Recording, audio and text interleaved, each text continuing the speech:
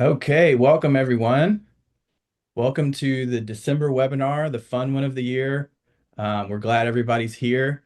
As you're joining, we would love to know where you're joining from. The chat is open. You should be able to chat in there. It makes it easier for everyone to see if you have it switched to everyone, so we can see comments, questions, things like that. We have a really fun webinar today. Really excited for this one.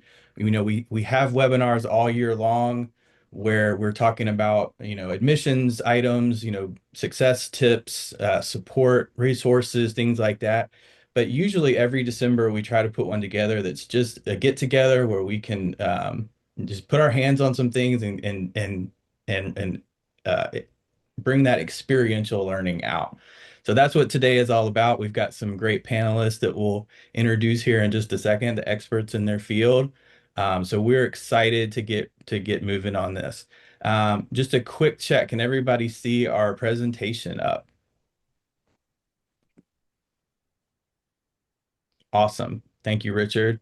We're going to be kind of switching back and forth with the presentation a little bit, so just bear with us, but I think you'll enjoy it because you'll be able to see what's going on. So, um, again, we're kicking this off. You're more than welcome to put questions in the chat along the way. If you're curious about something, we'd love to hear from you.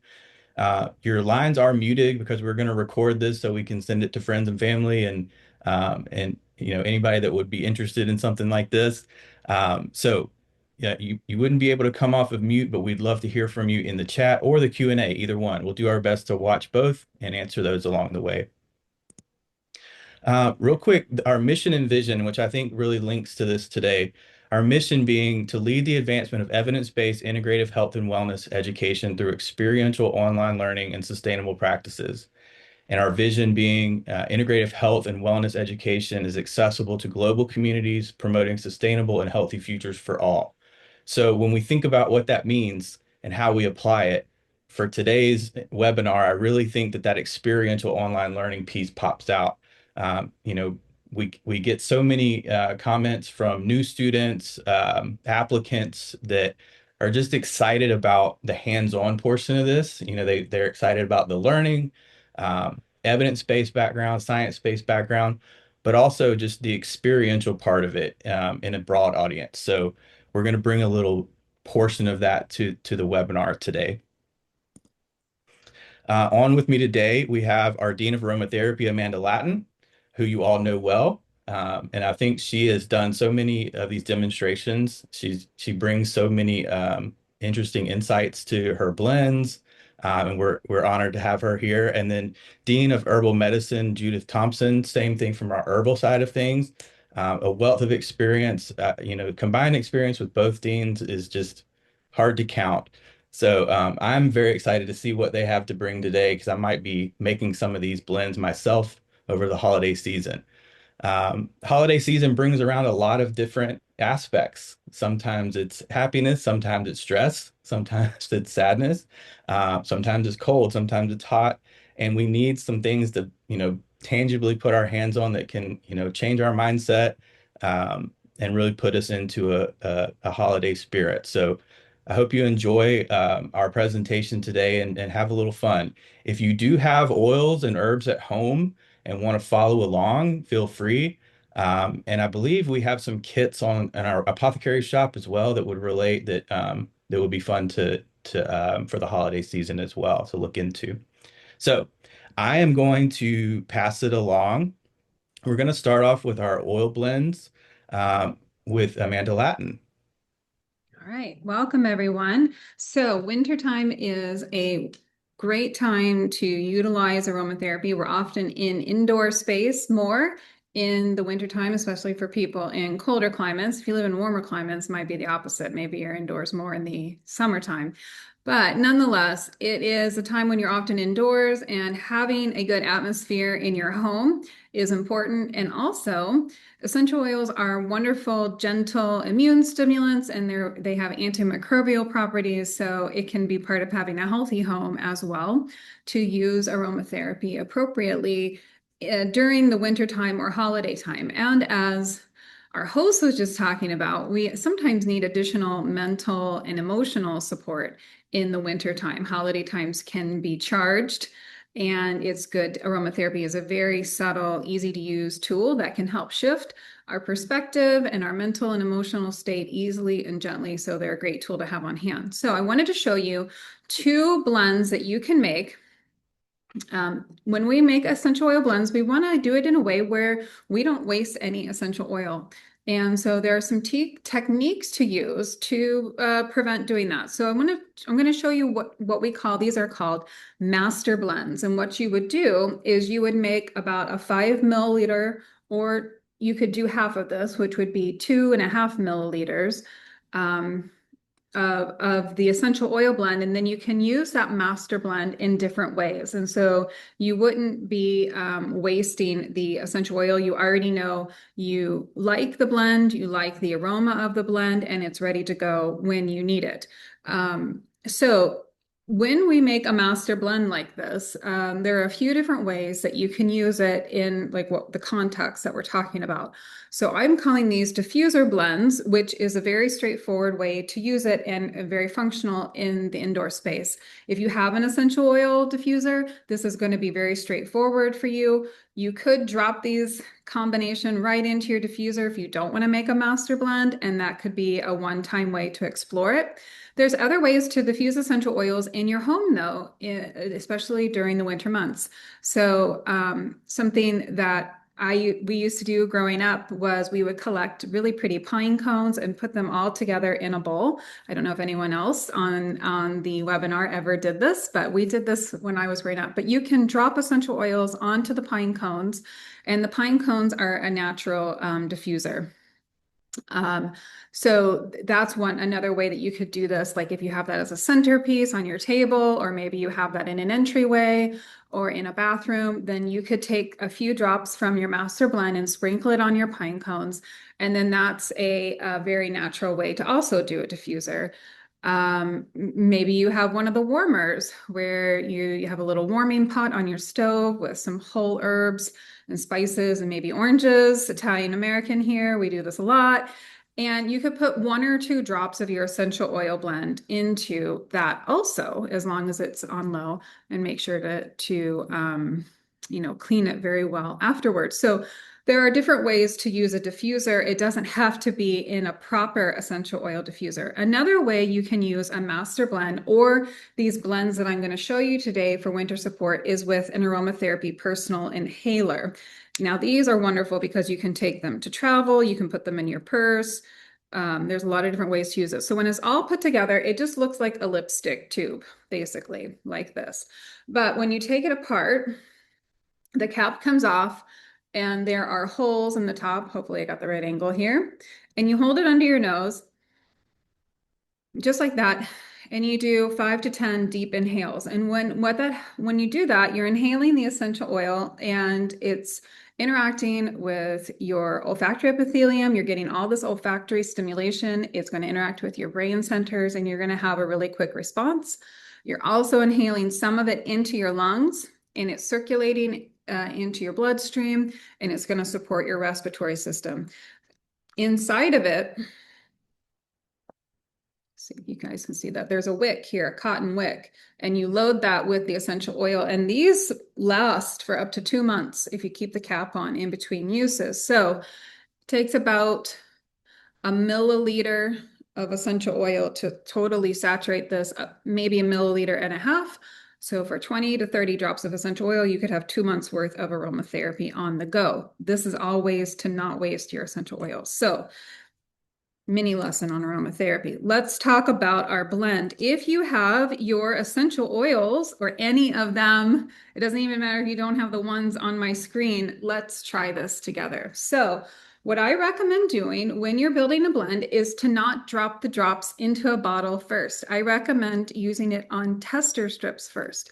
If you don't have tester strips, just get some thicker paper that you might have, or maybe even little cotton fabric swatches. You could do it on that, or little cotton balls. You could put it on cotton balls.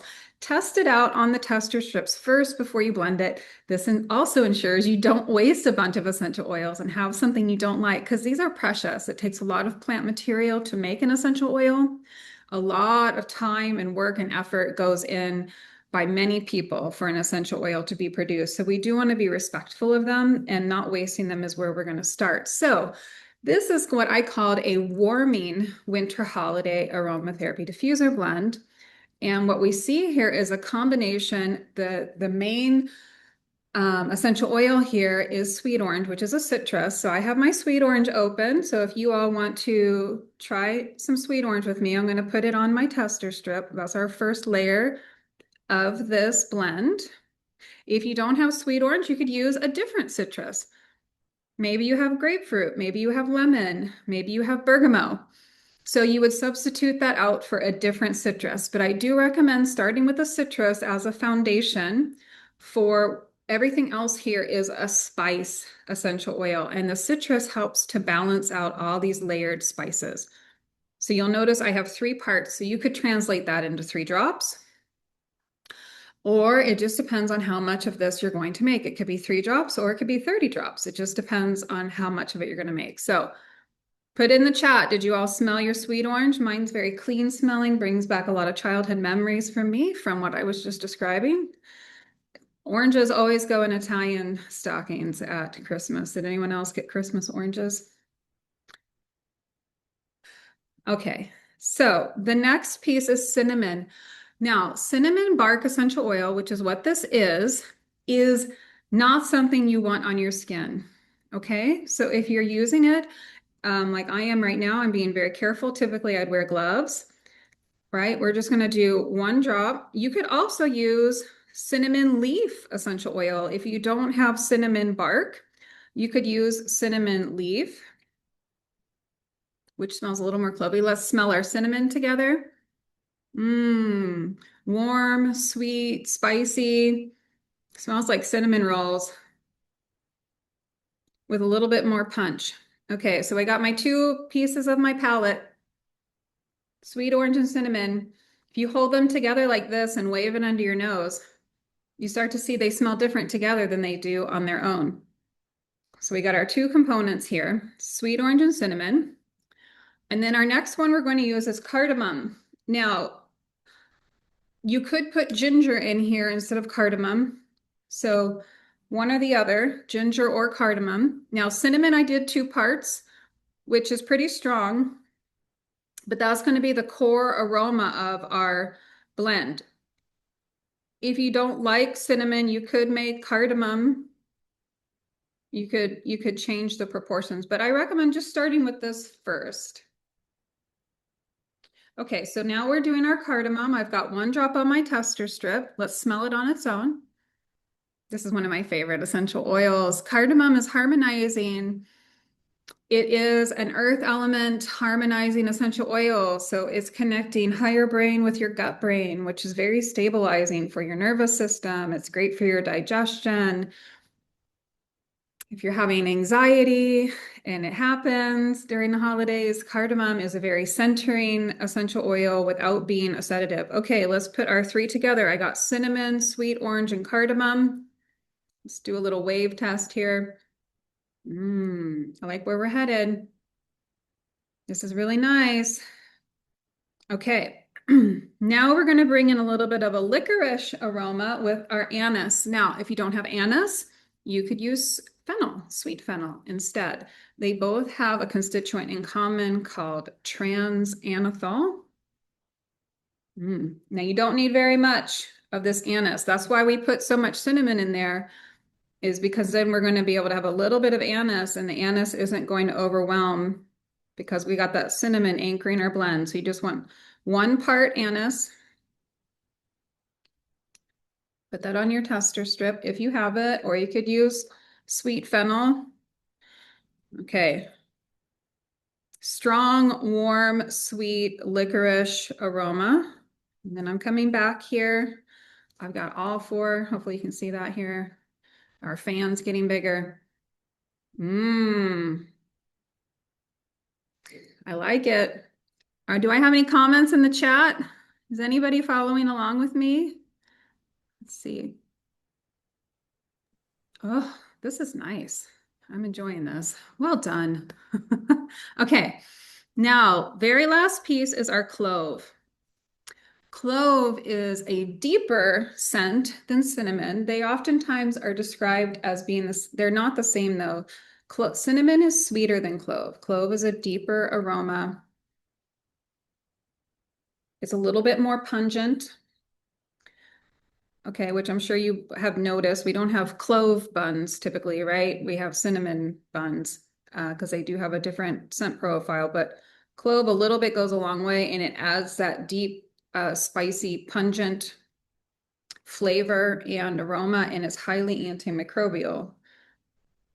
So we're gonna smell our clove. It has some sweetness, very deep spice. Okay, do I have questions or are we good? Everything looks good, Troy? There was one question, but one of our attendees actually helped answer. But Natalie was looking for some advice on creating jewelry and making a dilution that works for applying essential oils to lava beads and any safety recommendations. Well, you can apply them undiluted to the lava beads, but then the lava bead's going to be on your skin, and we really don't want the undiluted essential oil on the skin. So even if you diluted it to a 50% dilution and then put one drop of the 50% diluted essential oil or blend on the jewelry, then that should be okay. But if you're using oils like these, like the cinnamon or the clove, I really wouldn't recommend that on the aromatherapy jewelry because that could still be irritating to the skin. So you still want to take into consideration using essential oils that aren't going to be irritating to the skin. So that would be my recommendation. And then Angela asked any other substitutions for the anise besides the sweet fennel, I guess. Hmm. Maybe coriander, but it's not going to have a licorice aroma. Um, that anethol is that licorice aroma that we're going for, and it's very calming to the nervous system. Okay, we've got five oils here. If you were able to follow along with a couple, or maybe you made some substitutions, give me your thoughts. I'm enjoying it. What do you all think of that? Do you see how they come together and it's you smelled all them individually, but when we put them together, it creates a new aroma. So this is how you would test a blend. And then if you liked the overall, where this is headed overall, then you would make a small amount of it in a bottle, like what I showed you. And then wait for that to sit, put a tester strip in it and smell it before you make more of it. Okay, so this would be a warming, and this would work great in all of those examples that I talked about at the beginning. Okay, that's our first one. Let me check my chat here. Oh, good. Did anybody have any of these oils to smell? Did you have any good responses to them?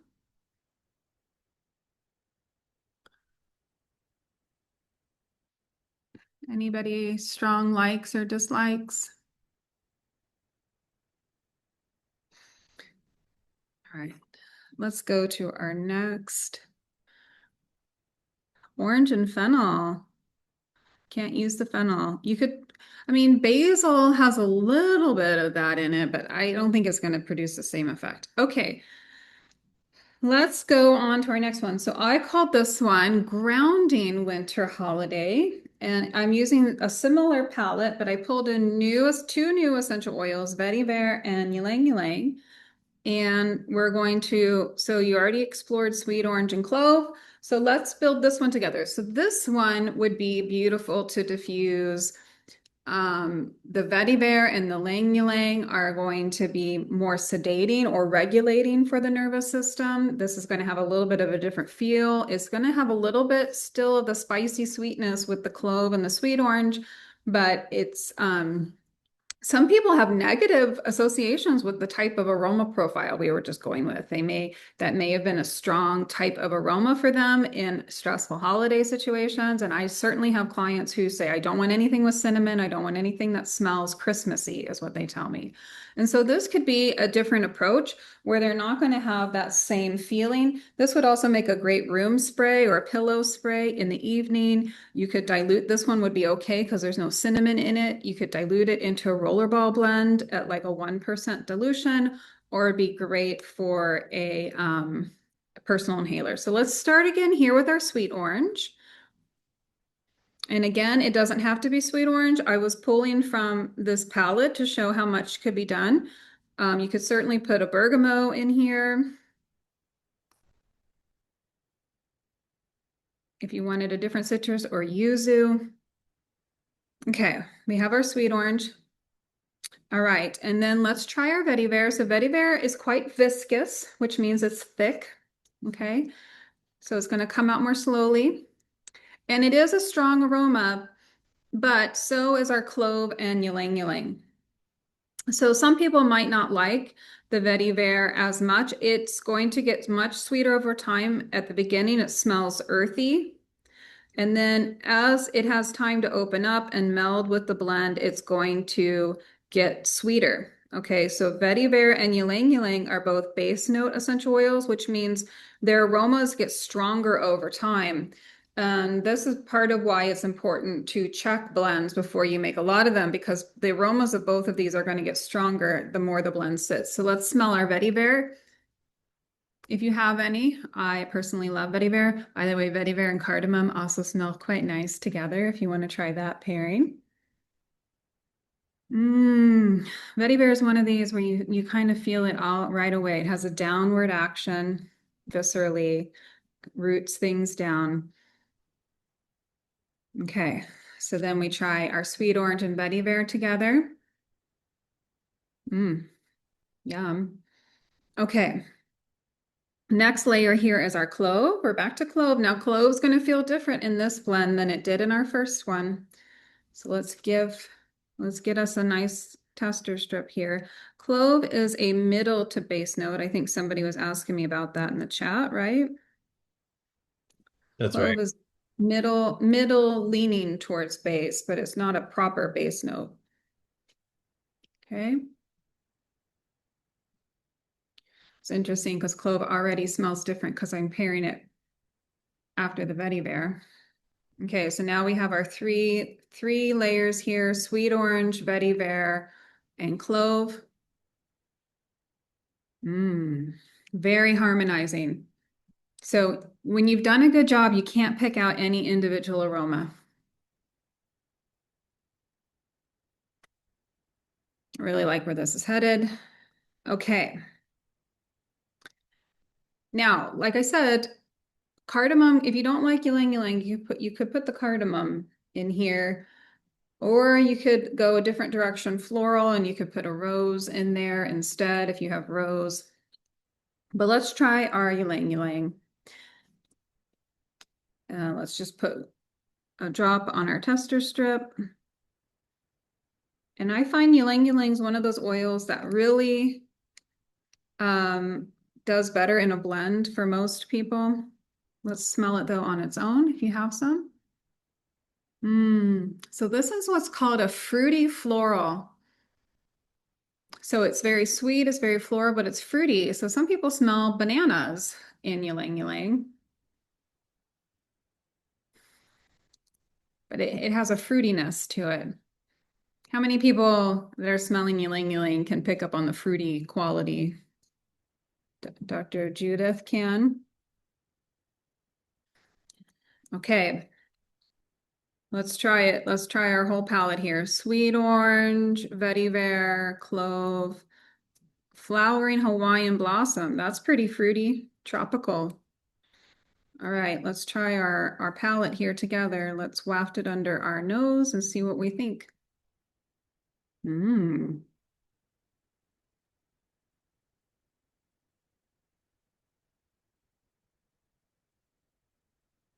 Yay, nay.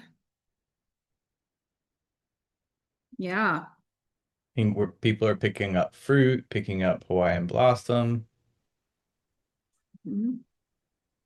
You see how that sweet orange helps bring out the fruitiness of the ylang ylang, so it's not sickly sweet. Not so you want to pick scents from different fragrance families and they end up balancing each other out. So you could see how this would be very calming. Yeah, a different take on a winter holiday blend. So these are my two offerings for you today. I hope you explore them. I really like that. That would be awesome in a diffuser, right? Christmas Eve. Yum. That's great. I've always just kind of put it in the water and hope for the best. So doing it on the test strips, I'll try that next time. You all are Abraham, getting the Rolls-Royce version of but this really I'm genuinely sharing this to anyone online. Do this process first before you drop things because you're gonna get a better outcome, right? And we're not gonna waste essential oils. And aromatherapy, part of what's special about it is you're getting to bring your own intention to it. You're saying, I'm doing this for a reason, right? And you just take a moment and engage with it. How many of you feel different right now than when we started? Different, yep. I it's very quick because it shifts your attention, it shifts how you're perceiving what's happening in the moment. So I hope you all enjoy that. Thank you for letting me share with you. thank you so much. The only question I think we didn't get to, Abraham asked, what are the best essential oils to use as a base? Well, it just depends on you want to know what your goals are for the blend in terms of therapeutics and in terms of aroma. So the answer to that could be different. It depends. So you can use wood ba notes for base note, like a cedar wood could be a base note, or we looked at ylang ylang, which was a floral base note, or the clove could be a medium, middle to base note, or you could get like benzoin or a myrrh, which are more resinous types. So it does just depend on what aroma profile you need and then what therapeutic effects you need. But base notes tend to have heavier constituents in them, like sesquiterpenes, which tend to be more calming. They're not always, but it tends to be more calming. And the role of a base note, it lends aroma, but it also is a fixative, so it helps the other aromas last longer. So it has a harmonizing role aromatically. And so like sandalwood is a base note. It has a very soft aroma. It's pervasive, but it's not strong in the front end, but it helps to, it really helps raise up the aromas of all the other layers. So there's not a best base note is what I'm trying to say. There's ones that function differently and it just depends on what you're trying to do. So much goes into it. Thank you for walking us through that. This is great. Wonderful. Happy holidays, everyone. Thank you. And so now we'll move on to the tea portion of our holiday oil and tea party. Dr. Thompson, do you want to take us through these? Yeah, so thank you, Jean Amanda, for taking us through that. Oh my gosh, that was just lovely. I feel so much more alert right now. So perfect timing. I'm glad you went first. So so hi everyone. Thanks for coming today and joining us for our little winter holiday um, oil and tea parties. So, what I created here today was just ideas for you for a little holiday. So, kind of looking at this warming. So, how we mentioned earlier that some people might feel colder and they might want a little bit more warming or a little bit more stimulating. In winter months, we can get a little bit more kind of sluggish and not want to do very much. And so, to just kind of help our blood start circulating. Um, this particular blend, we're starting with ginger. And so I used fresh ginger for this one. So I imagine most people are pretty familiar with ginger. Hope you can see that. But so I started this a little bit earlier, so I already did the simmering part. And usually with fresh ginger, I like to cut off about maybe not quite 1 inch, maybe half an inch slice or so, and let them simmer for about 20 minutes. And so I did that. And so ginger is going to be spicy, right? It's got that little bit of spice profile to it. So some people don't tend to like it quite as spicy. Some people really love the ginger flavor. So, I was just thinking more in terms of, how to give that kind of stimulating, warming amount, but you can use less or more of it, however your kind of palate works. More, of course, is going to create a spicier tea at the end. Um, so you've got the ginger, and then cinnamon. So cinnamon, you've got a number of different varieties or species that you could choose from. The one that we have available for our students at the apothecary shop is the cinnamon Burmani. So that's the species we carry, but you can easily substitute it with Cinnamomum verum or cassia or zeylanicum. So any of these, we're using the bark. And generally for a tea, I would say about maybe half a cinnamon stick, or you could use, again, a lot of this depends on your kind of taste preference. You could use half a teaspoon, which would be a really mild flavor, maybe quarter teaspoon of little cinnamon chips. So that's sometimes how you'll see them sold when it's like little chips of the cinnamon stick. Um, or you could use the powder. And so I ended up, I ran out of my little cinnamon chips. So I do have the powder available. And that you can just put in at the end. So it will leave a little bit of a powdery finish to the tea. Um, but then I also, you'll see at the bottom, I have some optional herbs. I am a fan of clove, although clove, I feel like it has a pretty strong flavor itself. Um, and so I don't use a lot of it. I do know people who are absolutely lovers of clove. And so clove, I don't know if you can see that. It's got a little a pointy edge. It's really small. And it's got a little kind of circular edge, if you can see that. Um, and so this one is, I just like to use maybe one or two cloves at most, because like I said, I'm not a big fan.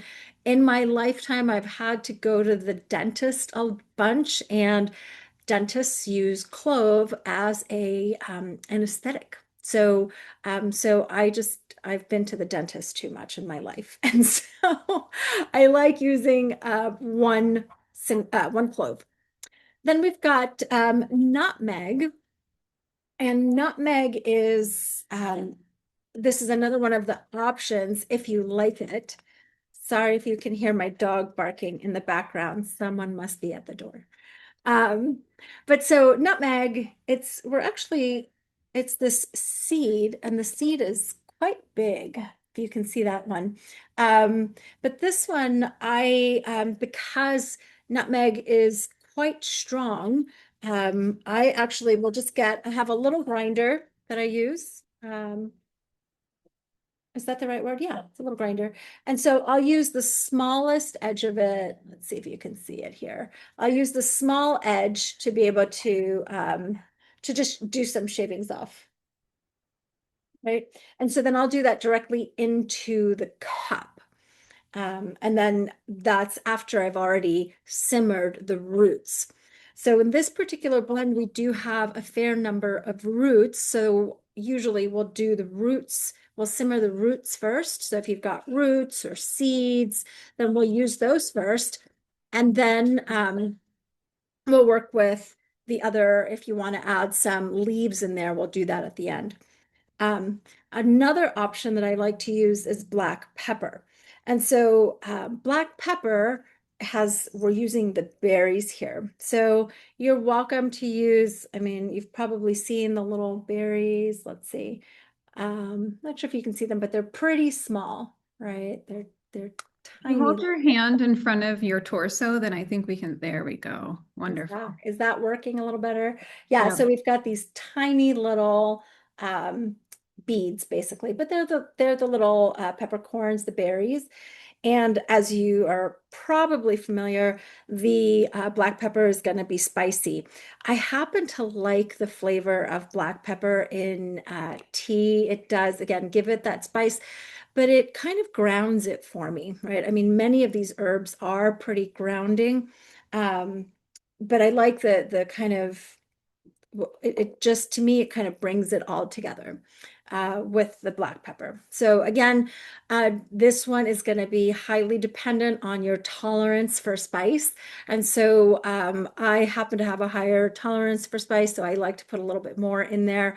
Some people like just a dash. 1 to 2 peppercorns is going to be really small. You're not gonna get too much of that very strong peppery type of flavor. And then if you don't want it to be too stimulating, I like adding the red rose, but just a small amount. Some people like, again, like a little bit stronger rose flavor, but just to kind of give it a little bit of a, hmm, there's a little bit of a floral kind of hint in here. I would do just a teaspoon of it. And it just kind of, it changes the profile of the tea just enough so that it tastes a little bit more, I would say, opening, right? Um, so that's with the red rose. And those are the buds and the petals. So those I would use, say, for example, you've already gotten your simmering part done, and then you'll take that liquid, you'll strain it, and then pour it into another container to be able to then simmer, or excuse me, infuse the leaves. The last portion that I would add is the tannins. I like it to have like a black tea type of flavor. And so you can use actual black tea leaves. That's the Camellia sinensis. And that one is going to have some caffeine. You can choose some decaffeinated types, but I do like English breakfast is one of my favorites. And I do think that the ones coming out of England are actually pretty tasty. They're really full of flavor. Um, so that's the black tea portion if you want the caffeine. If you don't want the caffeine, then rooibos tends to be a really nice base to use for the tea. Again, it gives it this really full flavor, but rooibos is um, non-caffeinated. It's going to be herbal. And so again, there we'll use the leaves. So we would put those in at the end, but it just gives it this really full flavor. And so this is one that I like for winter time. It's really warming. And so here, I think you might be able to see maybe. I just have a French press where I put the ginger and the clove, and I would just then use this as a plunger, right? I don't think you can see too much there, but in here, or once you pour it out into a cup, I would do, so I'm just going to pour it into a cup. I got myself a full um, lab here of different herbs and spices. Um, but so I've got the tea. I would do, did I use the right word? Grinder, just a little bit, right? Just again, I love just a hint of the nutmeg, not too much. I do have a grinder on my black pepper, and so I'll grind some directly in there. But again, you can simmer it if you don't want to do that really strong flavor for the black pepper. I And have then a some, question. yeah. Okay. Sorry, Oh, I'm emceeing. oh, thank you, thank you, thank you. Okay. How much, let's see if it's in powder or chips and cinnamon. So powder, so now this is a really interesting one. Again, if you're using, this one's really interesting. If you use a small amount, you get more of that kind of traditional cinnamon flavor. But if you use, say, a full teaspoon, it actually ends up getting really strong, and the flavor profile completely changes. And it gets more, I would say it starts tasting more like a almost like a black tea. But that's going to be really stimulating, right? So I have used that amount for people when they've got, for example, colds and they're or end of fever and they want to really kind of help lift up their body temperature, right? Because that can actually increase body temperature and produce sweating. So that's a totally different thing. Here we're talking more about something slightly warming. So I might stick with maybe a quarter of a teaspoon, right? Even that is a fair amount to use. Cinnamon is really strong, right? So you don't need very much. I was looking at my little measuring spoons, right? Just little ones that you have, but the smallest they have is a quarter teaspoon. So maybe just even half of that or even a quarter of that. So a 16th for just a really nice flavorful tea. Um, so then that's what I would use in my tea. I'd mix it up. Let's see, I'm seeing, I love green rooibos. It's less strong than the red. That's interesting. I haven't tried the green rooibos. I'll have to give that one a try. I like the red because I like the tannins in there. So it gives it that more kind of a drying quality. Um, so yeah, so I like that profile of the red rooibos. And let's see, I'm seeing a question. First, simmer ginger and clove. Yes, and then add this to the rose petals and the tea leaves. Yes, that's correct, Carrie Ann. We want to always simmer when we've got different parts of the plant that we're working with. We want to simmer the roots, the berries, the seeds, do that for about 20 minutes. And then if you're working with leaves or flowers, you'll save that at the end because they're more gentle and you'll break those down more quickly. So you can pour the hot water over the leaves and the flowers and then let all of that infuse for a few minutes, maybe 5 to 10 minutes, depends on how strong of a flavor you're looking for. And then I'm seeing some comments about the French press, typically have stainless steel. Yeah, so this is one of those things that we look at with kind of how they're interacting. It can potentially change your flavor profile a little bit. But if you're just kind of working to use it as a filter, and so you're not having contact with the water directly, it shouldn't change your flavor profile. So usually what I will do is keep the kind of the plunger above the level of the water, let that sit there, and then just press it through. Um, so that's that. And then you can work with this. I don't mind. So like mine right now is going to look like it has little bits and pieces of little herbs and things in there.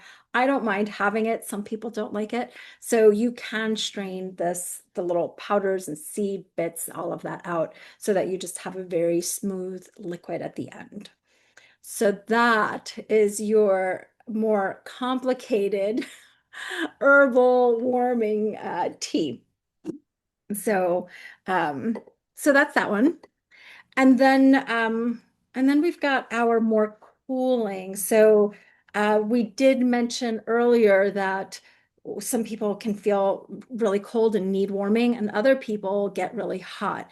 And I know in up north where we've got a lot of people with heaters on or hot stoves, wood stoves, all of this, the room temperature can get really hot. And so people want to feel like they're able to cool down a little bit, but they don't want to turn off the heat or turn off the fire. So you can have a more cooling or calming tea. And um, this one is going to be equal parts. So we've got herbs here that are, I'm going to call it relatively mild flavor, but each one has its own kind of flavor profile. And this one is going to be a little bit more calming. So if you're feeling a little under the weather or just kind of lower energy, this might actually get you to feel a little bit sleepy and you might want to take a nap. So I wouldn't suggest it earlier in the day if you actually need to be alert and doing things, right? So peppermint, really popular, right? This is a popular tea, or excuse me, a popular herb. It's very brightening, right? It opens up the nasal passageways and it helps support better breathing. And so with the peppermint, that one is a pretty common herb that we use in the winter months, especially for any kind of like nasal congestion and people just want to be able to breathe a little bit better. So we've got the peppermint there with the yarrow. The yarrow it was the herb of the year last year, 2024. But this is an herb that is going to be more of what I would consider an herb that stimulates circulation, but it actually is, it can increase body temperature, and then the response of the body is to cool itself down. So, that's yarrow. Yarrow has got a pretty mild flavor to it. So there's some folks might notice a type of diuretic effect from it. I have seen that occasionally. But that's a really nice one. And then elder is a really nice herb for more of the immune stimulating components. That one, a few years back in the early days of the pandemic, was flying off the shelves across the country. So this is a really nice one to just have, especially going into winter. This one does have that kind of calming effect. So I like this for maybe like an evening type of tea. To be able to just kind of relax and kind of settle into the evening, maybe after dinner. Um, so that's elder, and then and red rose again. Rose has this very calming quality to it. It will have again, it's kind of mild flavor. It does have higher amounts of vitamin C in it, especially the rose hips part of it. And this is one that it just adds a little bit of color. So it looks really pretty. So for example, let's say if you wanted to make an herbal tea as like a gift for someone, I like having this as a mix, and then you put in a little bit of the rose, and it's just this really pretty, it does look like this kind of holiday colors between the red and the green. So that's this particular one. And if you wanted to make it, if you have some hot water, um, I have got myself here um, connected with these herbs, and 1 teaspoon I think works well, maybe for a cup, or if you like a little bit more of a diluted tea, for 2 cups. So I'm going to go with 1 teaspoon of each. You'll get a nice, I'm pouring it into just a little French press so that I don't have to have an additional filter. But And you so, and yours when you oh, Amanda got it asking about red rose leaves or petals. Petals. I mean, it's essentially, well, the petals, sorry, the petals in this case. Yep, the petals.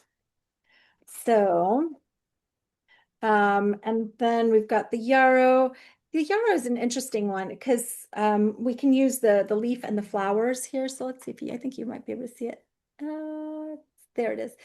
It almost looks a little bit in its dried form. It looks almost a little like chamomile um, when you put it in there. So it's it's one of these really pretty um, herbs for a gift, right? If you're gonna make little tea bags or like a little canister where you've got these fresh, or excuse me, these dried herbs for use. And so elderflower also has a little bit of like a yellowish tint to it. So it's not just fully like a dark green, whereas the peppermint is.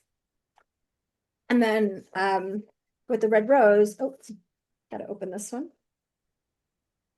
So this one you will see the petals, and they're just so beautiful. And so when you open that bag, it smells so nice. Um, and so there we've got the little red rose petals. So let's see, I don't have actually here. Just going to put this on a plate so you can see what it looks like all kind of mixed up together. Can you see that? My plate is a little bit of a greenish, has a greenish tint, but it's really pretty. I think it makes for a really nice gift. People are really excited to get a homemade, personalized gift for the holidays. So that's one of my favorites. And then you just pour some hot water. You let it simmer for, since again, we're talking about leaves in this case, just a few minutes, as long as you like, maybe 3 to 5 minutes if you don't want it too strong, a little bit longer. Generally speaking, I do like to simmer my or infuse my teas for just a little bit longer, maybe 5 to 10 minutes. Um, Initially, let's see here, it's got this kind of greenish, yellowish tint, but that color will get a little bit darker over time. And then you just strain it and enjoy. So these are the two herbal formulas that I have for you at this winter season. Thank you so much. I see you have some preparation tips. I think you Yeah. kind of touched on those throughout, but anything you want to call out just to make the best of the tea blends? Yeah, no, this is pretty much what we were mentioning earlier. So you'll have these right there for yourselves. And so, yeah, just these different parts to these different kinds of combinations of herbal teas, infusions, decoctions, however it is, however you choose to work with them. Thank you so much. I've been Yeah. experimenting with some teas this week, a little bit of a chest congestion, so I'm going to try some of these out. So thank you so much for that, both of you for your recipes and your demonstrations. Um, I'm sure everyone is, it looks like in the chat, everyone's loving it. So um, I was going to talk a little bit about um, I see in the attendee list we have some students on today, some active students. We've got some future students, it looks like, and some that are maybe just now starting to talk with us.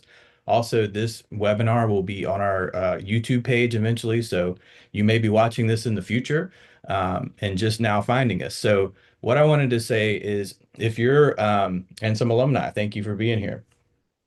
So if you're looking at uh, if this really speaks to you and you just love having your hands on things and want to kind of take it a step further, how do you do that? Micro credentials are something, a lot of times you'll hear us talking about from the admissions perspective, our college, our accredited program, certificates, diplomas, and degrees. The micro credentials are another very powerful avenue to just continue to expand your experience, learn new things.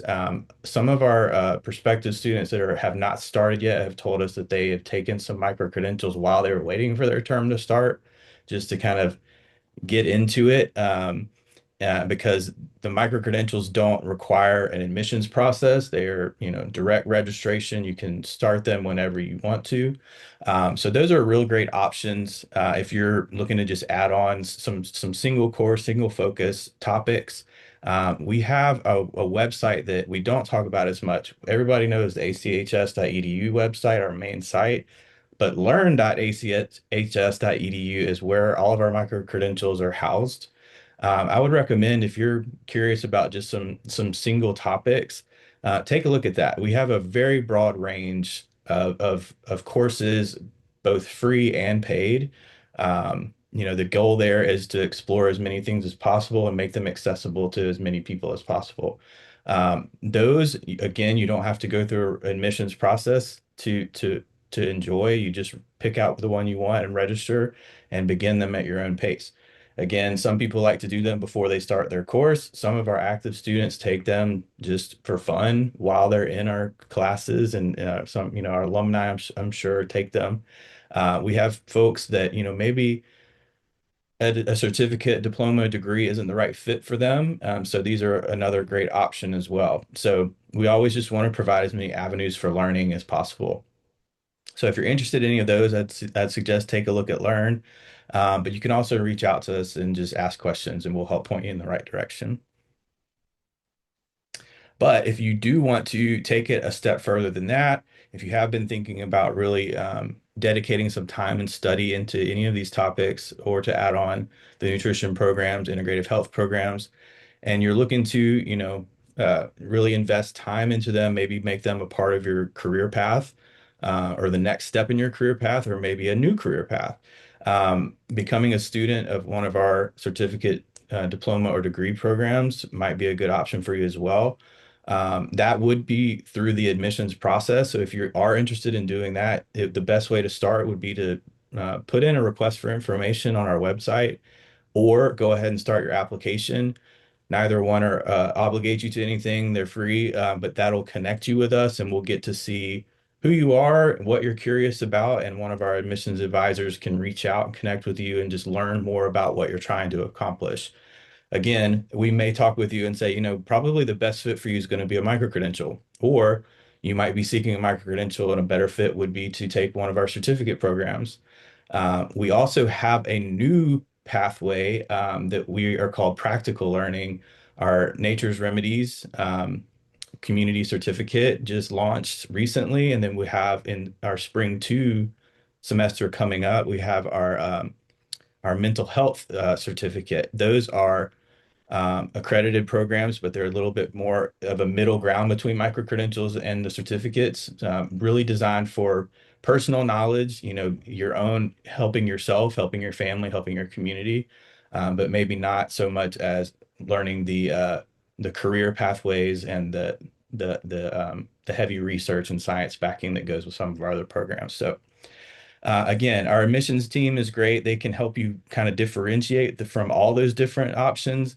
One kind of downside of having so many different avenues is figuring out where to start. So that's what we're here for. If you do your online application and that doesn't end up being the right path, no big deal. We can help change paths for you. But if you've done that and we are going down that path, the next step will be to get your official transcript sent to us. One of the biggest things we look at is academic history. Our programs are rigorous courses of study, and we want to make sure that there's time allocated to study, and you have a good plan of how you're going to incorporate that into your life. So we'll look at past academic history and your time commitment opportunities to make sure it's a good fit. From there, once we have all the documents that we need, we'll do an admissions committee review and come up with a decision. For the most part, we want to find a way for everyone to get into a particular program that would help them. Whether it may not be the one you started off with, we may recommend something different. Or we may decide that, what you're trying to do, we're not really the best fit for, and we want to be transparent with you on that. But once we've made that decision, and we'll help you with, if you're moving forward from there, finalize your enrollment plan and documents. We'll help schedule out your first few semesters, just to have a baseline of what you're going to be taking. That can change, but at least having a plan for the first few semesters, and getting all that squared away. Then we'll help you get your funding plan together with our financial aid team or business office. A lot of options there to fit all the situations. And then you'll be registered for our orientation. Orientation is for new students or anyone that hasn't done orientation in over a year.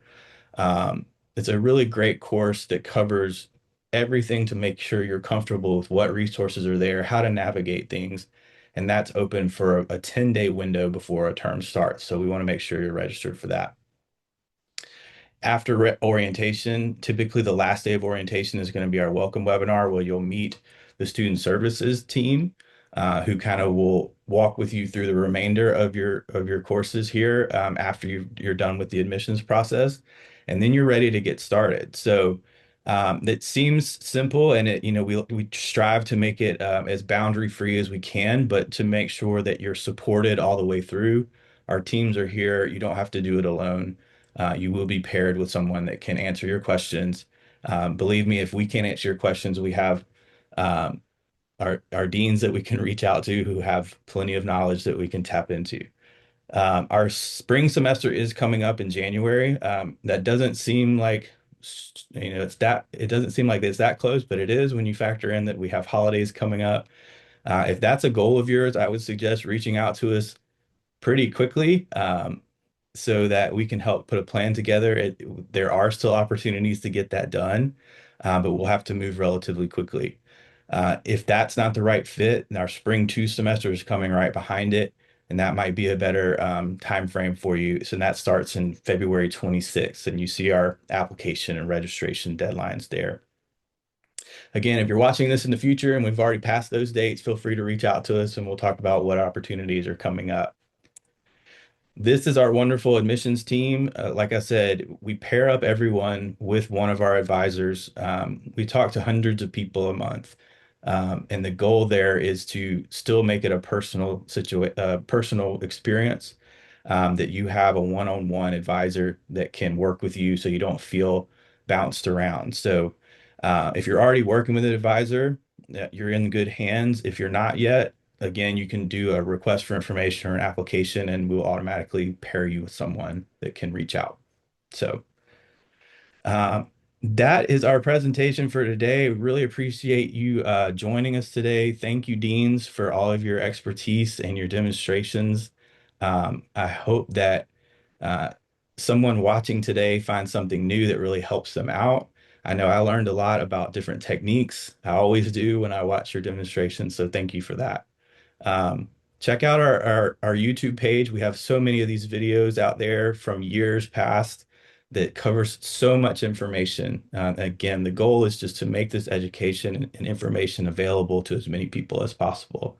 So thank you for joining us. Feel free to pass it on, and we look forward to seeing you soon. Thanks, Bye, everyone. Happy everyone. holidays.